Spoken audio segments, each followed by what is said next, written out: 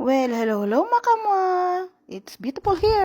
Ito kami sa Upper Lake Kananaskis.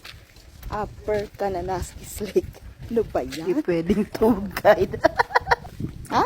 Ang ganda. Ayun o. Ayun o.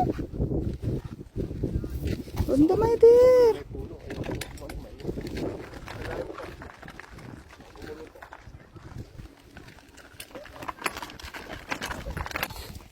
Ganda dito, my God. Turistang turista dating ko. Aray ko.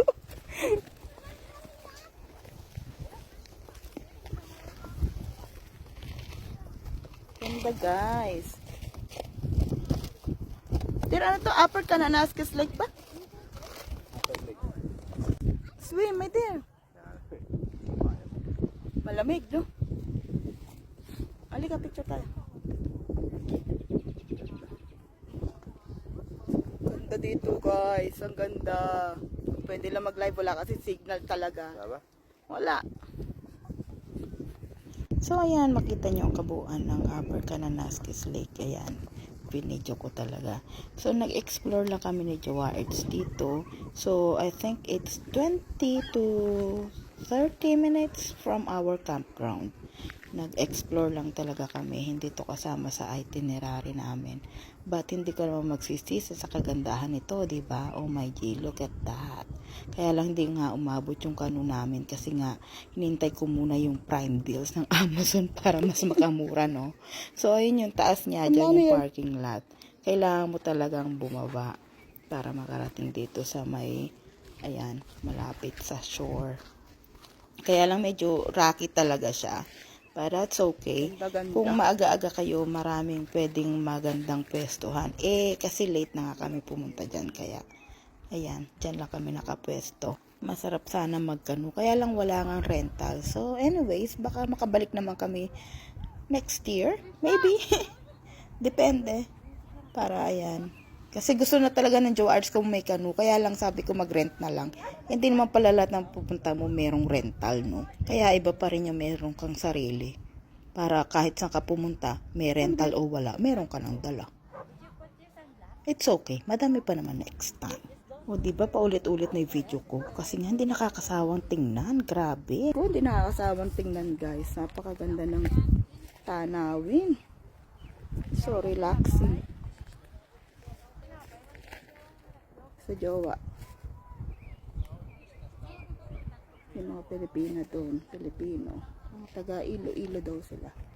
Kasi asawa ko nakatago. Tingnan niyo yung Jowards ko. Iba talaga mang trip. Iba klase Jowards ko. Oh. Sunbathing dyan sa ganda ng pesto mga bay.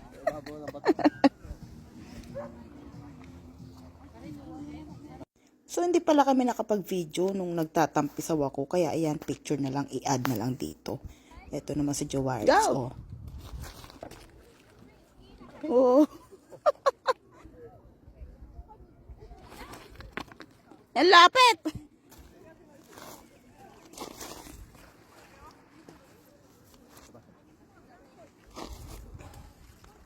Ayun!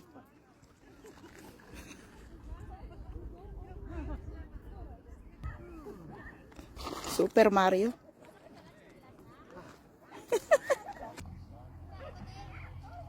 Galing ng bata, oh. Sanay na, oh. So, ayan, medyo zinom ko. Ayan, ang dami nagkakayak, ang dami nagkakano, ang dami nagpa-paddle boards. Oh, kung may kano sana kami, nakarating kami dyan sa kabilang isla. Isla? Layo. Oo, diba? Ang ganda-ganda. Pwedeng i-paint. Kaya siguro ako, mas gusto kong mag-paint ng mga landscape. Baka pag may time ako, ma-paint ko to. Well, kung may time, yun nga sa Dinggalan, hanggang hindi ko natatapos, na umpisan ko na.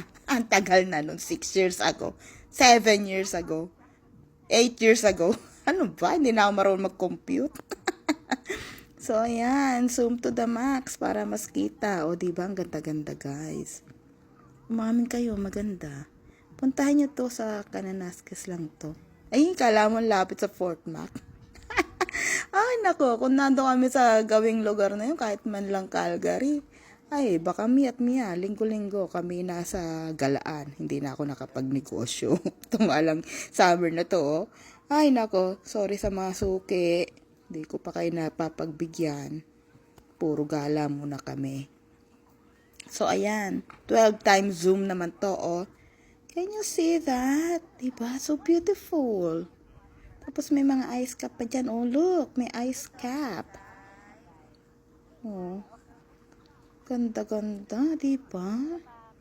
Ano mo nung araw? Kikita mo lang to sa mga notebook.